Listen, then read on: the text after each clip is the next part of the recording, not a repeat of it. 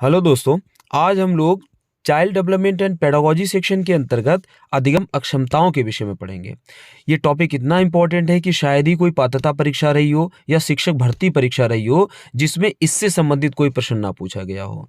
इतना इम्पोर्टेंट होने की वजह से हम लोग इसका इतना डिटेल से अध्ययन करेंगे इस छोटे से ही वीडियो में कि शायद ही हमसे कोई भी पॉइंट इसका मिस होगा। तो चलिए शुरू करते हैं। अधिगम अक्षमताएं, लर्निंग डिसेबिलिटी। अगर हम इसके टर्म की बात करें तो सबसे पहले 1963 में 1963 में अमेरिकी मनोवैज्ञानिक सैमुअल ए किर्क द्वारा ये टर्म दिया गया। अगर इतना ही पूछ लिया जाए कि अधिगम अक्षमता के विषय में सबसे ज़्यादा चर्चा किसने की, किसने बात की, तो सैमुअल ए किर्क का नाम आएगा। होता क्या अधिगम अक्षमता? तो यहाँ पर लिखा है, वे बच्चे जो सामान्य बच्चों की तुलना में सीखने के क्षेत्रों जैसे कि पठन, वाचन, लेखन, तर्क, श्रवण या गणितीय योग्यताओं में किसी शारीरिक या मानसिक विकार के कारण, मतलब इन क्षेत्रों में जो पढ़ने संबंधी क्षेत्र हैं, इनमें या तो कोई फिजिकल प्रॉब्लम की वजह से या मेंटल प्रॉब्लम की वजह से समस्या का सामना करता है, तो ऐसे बच्चों को अधिगम अक्षमता के अंतर्गत रखा जाता है।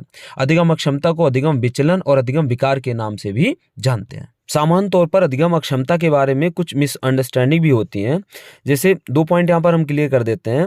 अधिगम अक्षमता वाले बच्चे की आईक्यू कम होगी ऐसा बिल्कुल भी ज़रूरी नहीं है। दूसरा पॉइंट कहता है, पिछड़े बालक हों, चाहे मंदबुद्धि बालक हों या विकलांग बालक हों, अधिगम अक्षमता के अंतर्गत नहीं आते हैं। मतलब ऐसा नहीं कह सकते कि अगर कोई पिछड़ा बालक है पढ़ने लिखने में तो उसको लर्निंग डिसेबिलिटी है, या मंदबुद्धि है तो उसको लर्निंग डिसेबिलिटी है। ये एक अलग तरह की प्रॉब्लम्स हैं, इसको आप लर्निंग डिसेबिलिटी के अंतर्गत नहीं रख सकते। हो सकता है लर्निंग डिसेबिलिटी वाले को ये प्रॉब्लम हो, लेकिन ये जरूरी नहीं कि ये प्रॉब्लम जिसको होगी वो लर्निंग डिसेबिलिटी के ही अंतर्गत आएगा। अधिगम अक्षमता के प्रकारों की बात करें तो सबसे पहला नाम आता है डिसलेक्सिया का।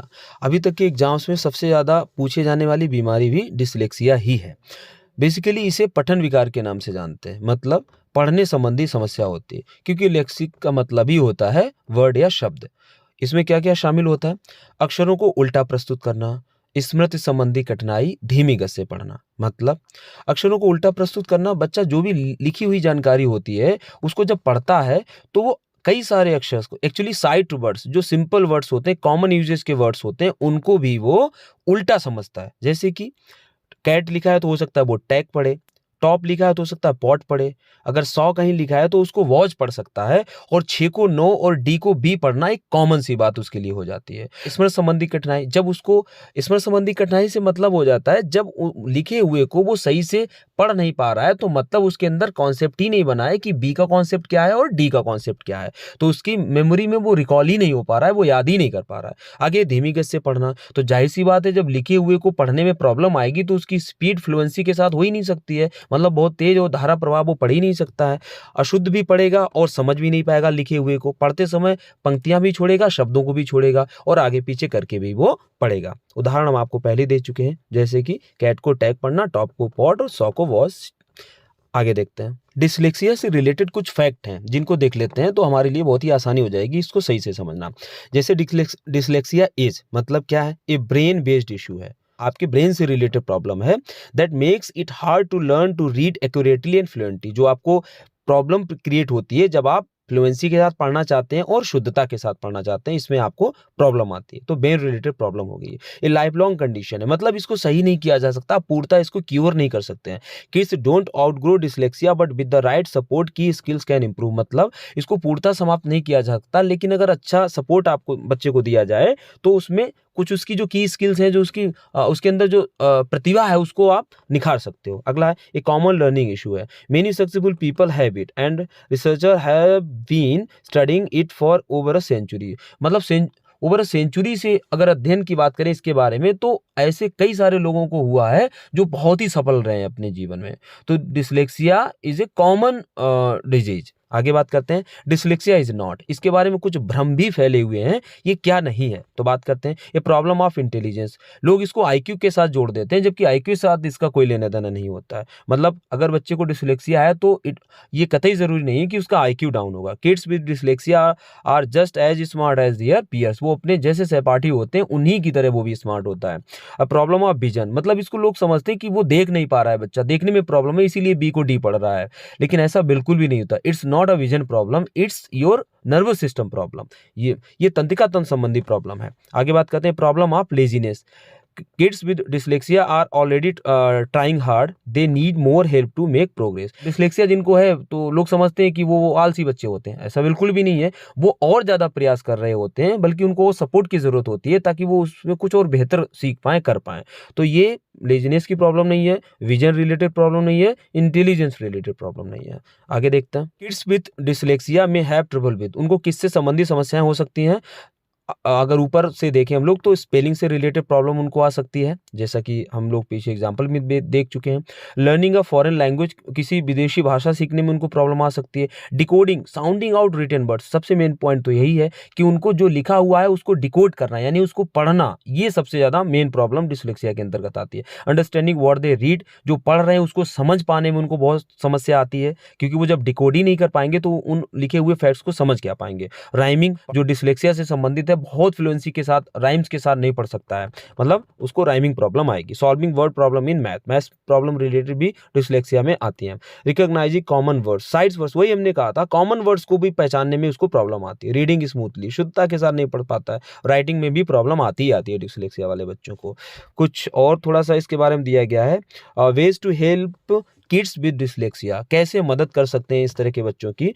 तो multi sensory structured literacy instruction होना चाहिए, मतलब engages kids through site, hearing, movement and touch. इसका मतलब ये हुआ कि बच्चों को आप कई सारी इंद्रियों के माध्यम से जो कॉन्सेप्ट सिखाना चाहते हैं उसको सिखाइए, मतलब देखने से संबंधित मूवमेंट भी करवाइए और सुनने से संबंधित भी चीज़ें करवाइए, टच संबंधी भी करवाइए, जिससे कि मैक्सिमम जब उनकी सेंसेस काम करेंगी तो सीखना उनके लिए आसान हो जाएगा। अगला है accommodation, help kids learn and show what they know, like doing an oral report instead of a written assignment. उनको रिटन असाइनमेंट की बजाय, क्योंकि पढ़ने में प्रॉब्लम आ रही है, तो कोशिश कीजिए कि उनसे ओरल वर्क करवाइए, जिससे कि इस उनको पढ़ने में जो बाधा आ रही है इस डिसलेक्सिया की वजह से कम वो ना आए और वो अपने काम को आसानी से कर पाएं। अगला है असिस्टिव टेक्नोलॉजी। असिस्टिव टेक्नोलॉजी से मतलब होता है tools like audio books and text to speech apps. कुछ ऐप्स आते हैं जो टेक्स्ट को स्पीच में बदलते हैं, ऑडियो बुक्स आती हैं, can help level the playing field for struggling readers. तो ऐसे बच्चों की बहुत मदद कर सकती हैं। तो अब आते भी हैं, गूगल का भी आया हुआ है जो टेक्स्ट को स्पीच में बदलता है, तो ये उनके लिए डिसलेक्सिया रिलेटेड बच्चों के लिए काफ़ी मददगार हो सकता है। सक्सेस स्टोरीज कुछ दी हैं, जैसे सलमा हायक हैं, ये एक बहुत ही वेल नोन एक्ट्रेस हैं, इनको भी डिसलेक्सिया से ये पीड़ित थी। और डायमंड जॉन हैं, कैरोल ग्रेडर हैं, इन सभी को डिसलेक्सिया से रिलेटेड प्रॉब्लम्स रही हैं और ये अपने क्षेत्र में काफ़ी सफल व्यक्ति भी रहे हैं। आगे बात करते हैं। डिसलेक्सिया से निदान के लिए कुछ और हमने लिख रखा है, उसको भी देख लेते हैं।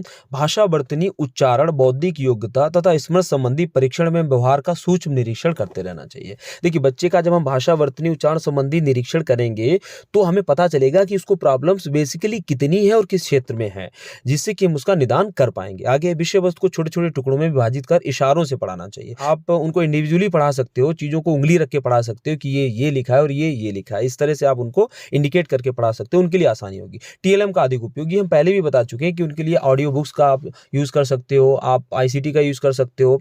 तो इससे पढ़ना आसान हो जाएगा जब उनकी मल्टीपल सेंसेस काम करेंगी। एक जैसे लगने वाले शब्दों को साथ साथ लिखवाना चाहिए, वही राइमिंग भी उनको सिखानी चाहिए, मोटिवेट करते रहना चाहिए। और कोई भी बीमारी से बच्चा ग्रसित क्यों ना हो, नॉट ओनली डिसलेक्सिया, हमेशा ये उद्देश्य होना चाहिए कि बच्चों को मोटिवेट करते रहना चाहिए। अगला है डिसकैलकुलिया।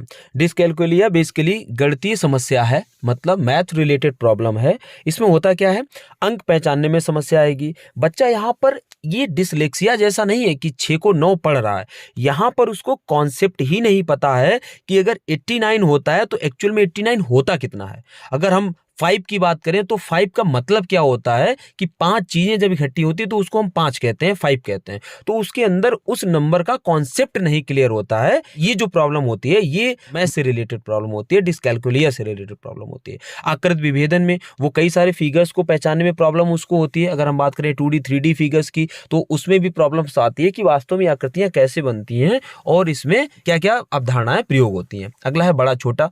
मैथ से रिलेटेड छोटी सी बातें होती है कि उनको बड़ा छोटा परिभाषा समझने में प्रॉब्लम आ सकती है।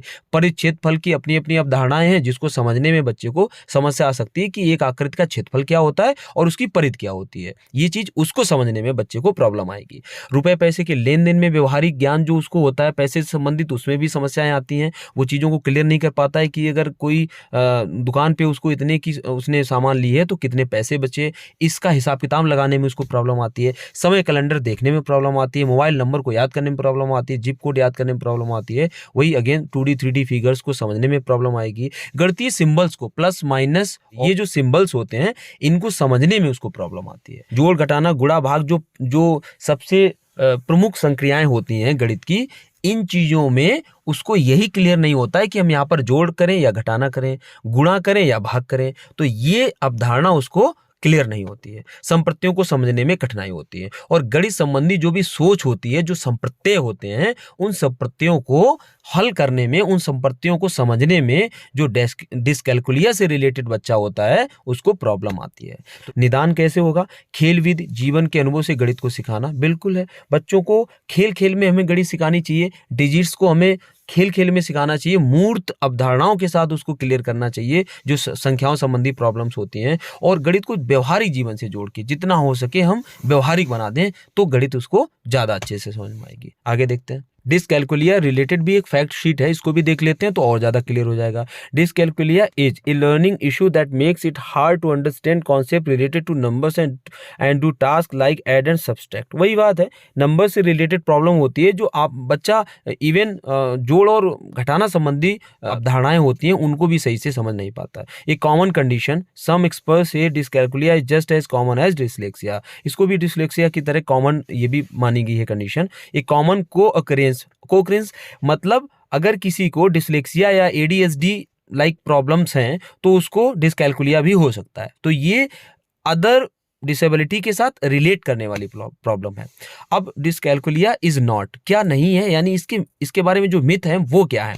A sign of low intelligence. Again वही चीज जो डिसलेक्सिया में हम लोगों ने पढ़ी थी कि IQ से रिलेटेड अगर जोड़ा जाए इसको, कि जिसको डिस्कैलकुलिया है या डिसलेक्सिया है उसकी IQ कम है, तो ये बात बिल्कुल गलत होगी। ये मिथ है। The same thing as math anxiety. जैसे कुछ बच्चों में क्या होता है, मैथ से रिलेटेड डर होता है। ये मैथ से रिलेटेड डर नहीं है बल्कि मैथ से रिलेटेड प्रॉब्लम है। आगे है ए लैक ऑफ एफर्ट। कहा जाता है कि गणित में बच्चा कमजोर है क्योंकि वो एफर्ट नहीं कर रहा है, जबकि ऐसा नहीं है। लिखा भी है, kids with dyscalculia need different kinds of interventions to make progress, not more of the same instruction. Same वही चीज है कि बच्चे को ज्यादा, हम लोगों की जरूरत है कि बच्चे के लिए ज्यादा एफर्ट करें ताकि वो सीख पाए।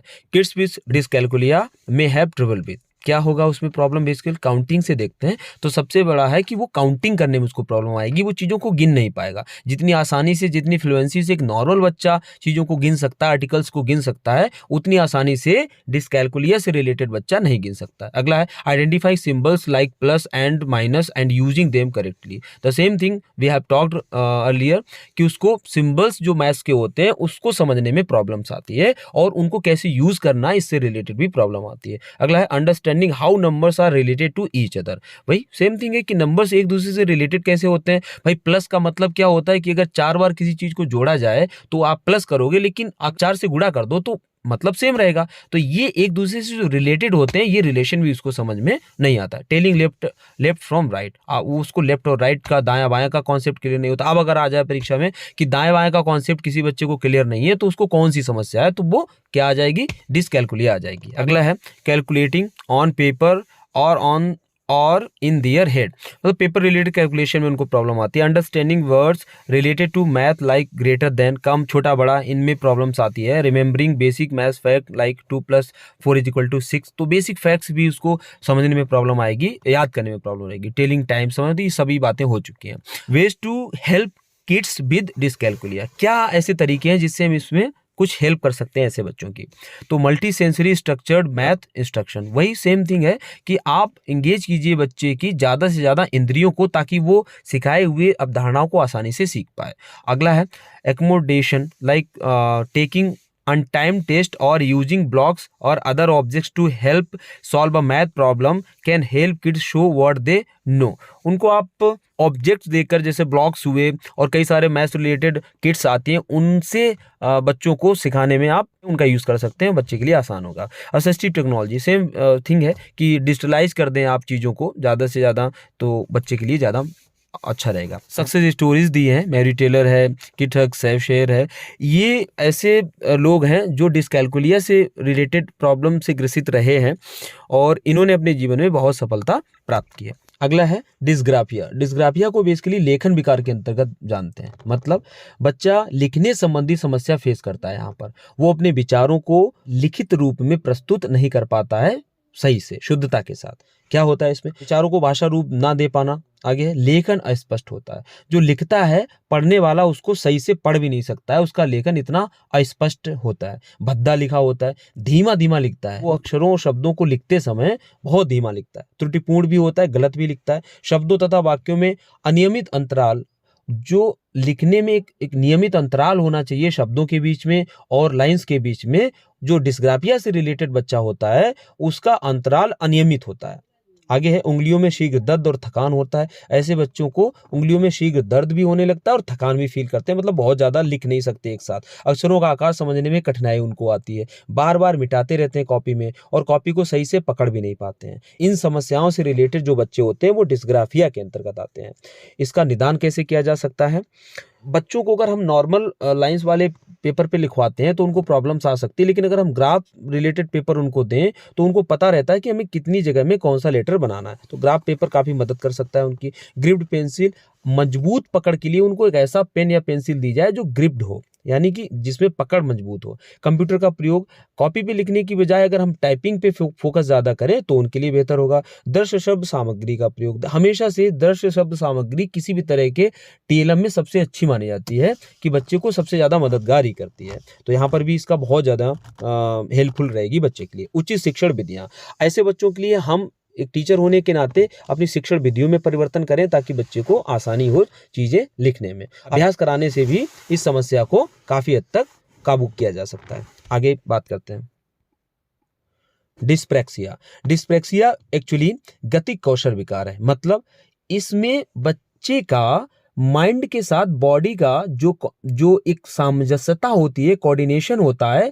वो सही से नहीं हो पाता है। मतलब माइंड बॉडी को इंस्ट्रक्शन जो देता है वो उतनी अच्छी तरह से फॉलो नहीं हो पाते हैं जितनी एक नॉर्मल बच्चे में होता है। यहाँ पर क्या लिखा है? इसमें पीड़ित बालक के मस्तिष्क एवं शरीर के अंगों में सामंजस्यता नहीं हो पाती, सेम थिंग है, जिससे उसके सूक्ष्म पेशीय कौशल, फाइन मोटर स्किल्स। अच्छा, फाइन मोटर स्किल्स क्या होते हैं?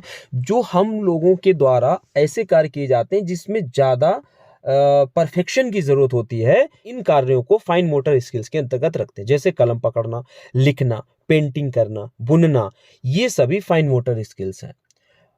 तो इनमें समस्या बच्चे को आती है, वो सही से कलम नहीं पकड़ पाएगा, सही से पेंटिंग ब्रश नहीं पकड़ पाएगा। अगला है स्थूल पेशी कौशल, ग्रॉस मोटर स्किल्स, जैसे कि जो बड़े कार्य होते हैं जिसमें हमारी पूरी बॉडी का रोल होता है, बहुत ज़्यादा परफेक्शन की जरूरत नहीं होती, मतलब थोड़ा सा डिसबैलेंस इन कामों को बिगाड़ नहीं सकता है। ऐसे काम स्थूल पेशी कौशल में आएंगे। यहाँ पर तो थोड़े लिखे हैं, आप खुद ही सोच सकते हैं कि इस तरह के काम होंगे जिसमें पूरी बॉडी की ग्रॉस मसल्स का यूज होता है, जैसे कि गेम खेलना, दौड़ना, सीढ़ियाँ चढ़ना, ये सभी काम में हमारी लगभग पूरी बॉडी यूज होती है। तो ये आते हैं इसमें। इन दोनों तरह की जो स्किल्स होती हैं इसमें प्रॉब्लम आती है जो गतिक कौशल विकार के अंतर्गत आती है। इसे ही डिस्प्रैक्सिया कहते हैं। डिस्प्रैक्सिया से संबंधित प्रॉब्लम वाले बच्चे में बोलने, पढ़ने, लिखने संबंधी एक साथ समस्या आ सकती है, क्योंकि उसका माइंड का बॉडी के साथ सही कोऑर्डिनेशन नहीं हो पाता है। इसलिए वो बोलने में भी प्रॉब्लम फील कर सकता है, पढ़ने में भी कर सकता है और लिखने में तो ऑब्वियसली कर सकता है। आगे देखते हैं ADHD। फुल फॉर्म क्या होता है? Attention deficit hyper activity disorder. मतलब क्या होता है? अवधान संबंधी समस्या।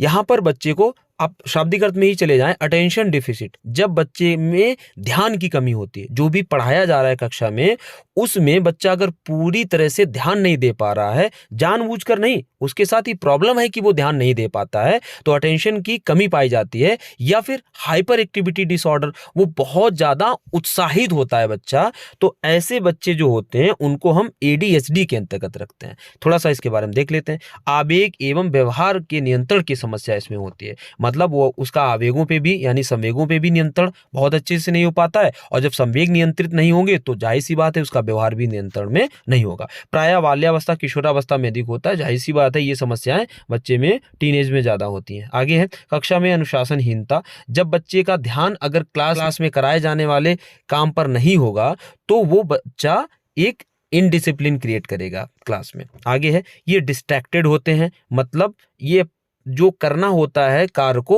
उससे ज्यादा दूसरी तरह इनका दिमाग लगा होता है।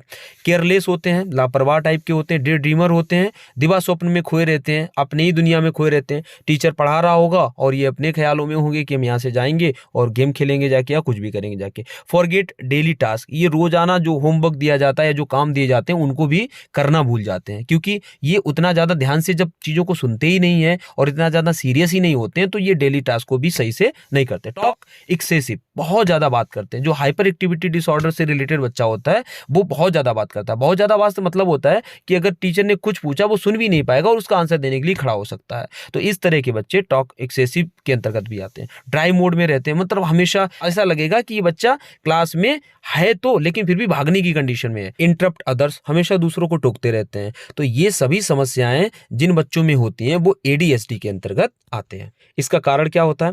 इसके कारण जेनेटिक्स होते हैं, हार्मोन से रिलेटेड भी कारण होते हैं। स्मोकिंग और ड्रिंकिंग करने वाले बच्चों में ये प्रॉब्लम होती है। पुअर न्यूट्रिशन अगर बच्चों में होता है, सही से पोषण नहीं होता है तो उनमें भी प्रॉब्लम आती है। और किसी में अगर ब्रेन इंजरी भी हो जाती है तो उनका भी अवधान संबंधी समस्या आती है। निदान कैसे किया जाए? स्पेशल एजुकेशन इनके लिए कुछ विशिष्ट कक्षाओं की व्यवस्था की जाए ताकि इनके ध्यान को एक डायरेक्शन में किया जा सके। बिहेवियर मॉडिफिकेशन किया जाए, इनके व्यवहार में उचित परिवर्तन किया जाए। इन बच्चों की काउंसलिंग की जाए। सोशल स्किल ट्रेनिंग, इनको कुछ ऐसी स्किल्स सिखाई जाए, कुछ सामाजिक ऐसी ट्रेनिंग दी जाए जिससे कि अपने जीवन में कुछ प्रयोगात्मक चीजें कर पाए। अगला है स्वाधीनता आत्मविमोह, ऑटिज्म। यहाँ क्या लिखा है इसको देख लेते हैं। सामाजिक अलगाव, मतलब बच्चा समाज से अपने आप को दूर रखता है, उसको बहुत ज्यादा इंटरेस्ट नहीं आता है, चाहे वो परिवार हो, पड़ोस हो या विद्यालय हो, वहां पर किसी भी तरह की सामाजिक गतिविधियों में हिस्सा लेने से उसको बिल्कुल भी इंटरेस्ट नहीं आता है। अगला है संप्रेषण नियोक्ता, मतलब कन्वर्सेशन नहीं करता है वो अपने दोस्तों के साथ भी, माता पिता के साथ भी और अपने टीचर्स के साथ भी किसी भी तरह के कन्वर्सेशन यानी कि संप्रेषण करने में उसको कोई रुचि नहीं होती है, वो अपने आप में खोया रहने वाला होता है। नो आई कॉन्टेक्ट, जाहिर सी बात है जब उसके अंदर संप्रेषण की योग्यता नहीं है, नियोग्यता है तो वो आई कांटेक्ट भी लोगों से नहीं करेगा, वो अपने में खोया रहेगा तो लोगों से आमने सामने रूबरू भी नहीं होगा। Less emotions even toward their parents, अपने माता पिता से भी बहुत ज्यादा लगाव नहीं होता है उसको। रिपीटिशन ऑफ वर्ड्स एक्टिविटीज, ये बात यहाँ पर थोड़ी सी याद रखने वाली है कि जो ऑटिज्म से रिलेटेड बच्चे होते हैं वो शब्दों को और क्रियाओं को बार बार करते हैं। शब्दों और क्रियाओं को स्पेशली हमें याद रखना है कि वो बार बार किसी कार्य को करते हैं। अगला है एक्सप्रेशन प्रॉब्लम, अपने आप को प्रस्तुत करने की समस्या उनमें रहती है। तो ये सभी प्रॉब्लम्स अगर हम देखें तो इनका एक निचोड़ निकलता है कि ये बच्चा अकेला रहना पसंद करता है, बहुत ज्यादा फ्रेंड्स नहीं बनाता है, ना तो फैमिली से बहुत ज्यादा मतलब रखता है, खुद में खोया रहने वाला होता है, वो ऑटिज्म के अंतर्गत आता है। अगला है अफेजिया डिस्फेजिया, भाषाघात, मतलब क्या हुआ? लॉस ऑफ लैंग्वेज क्या हुआ? भाषा का चला जाना, किसी ट्यूमर के कारण, अटैक के कारण या एक्सीडेंट के कारण जब आपकी वर्बल कम्युनिकेशन यानी भाषा का बोलना पढ़ना आदि चला जाए तो वो अफेजिया और डिस्फेजिया के अंतर्गत आता है। अगला है डिमेंशिया, डिमेंशिया या डिसमेमोग्राफिया, इसका मतलब होता है लॉस ऑफ मेमोरी। जब कोई भी ये बेसिकली बच्चों में तो कम होता है, ये ऊपर की एज में वृद्धावस्था में डिमेंशिया ज्यादा पाया जाता है, जब वो अपने दैनिक कार्यों को भूलने लगते हैं, छोटी छोटी बातों को भूलने लगते हैं, तो इस तरह की जो भूलने की बीमारी आती है वो डिमेंशिया के अंतर्गत आती है। अगली है डिस्थीमिया, भावात्मक विकृति। मतलब क्या हुआ, जब किसी को एंजाइटी या डिप्रेशन बहुत ज़्यादा हो जाता है और ये लॉन्ग टर्म में चला जाता है तो वो डिस्थीमिया के अंतर्गत आता है। अगली है इंसोम्निया, नींद ना आने की बीमारी। जब किसी भी बच्चे को या किसी भी बड़े व्यक्ति को नींद नहीं आती तो इंसोम्निया के अंतर्गत आता है। अगला है dysmorphia, dysmorphia related to shape and size संबंधी प्रॉब्लम। बच्चा शेप एंड साइज को लेकर क्लियर नहीं हो पाता है तो इस तरह की समस्या डिस्मॉर्फिया के अंतर्गत आती है। अगला है सोमनम्बुलिस्ट, मतलब नींद में चलने की बीमारी को सोमनम्बुलिस्ट कहते हैं, और सोमनम्बुलिस्ट नींद में बोलने की बीमारी को कहते हैं। अगला है ऑडिटेक्सिया, ये श्रवण विकार होता है, यानी सुनने संबंधी जब बच्चे में समस्याएं होती हैं तो वो ऑडिटेक्सिया के अंतर्गत आता है। अगला है प्रोजेरिया, प्रोजेरिया होती है बचपन में, बुढ़ापे वाली जो कंडीशन होती है वो प्रोजेरिया के अंतर्गत आती है। चलिए, थैंक यू।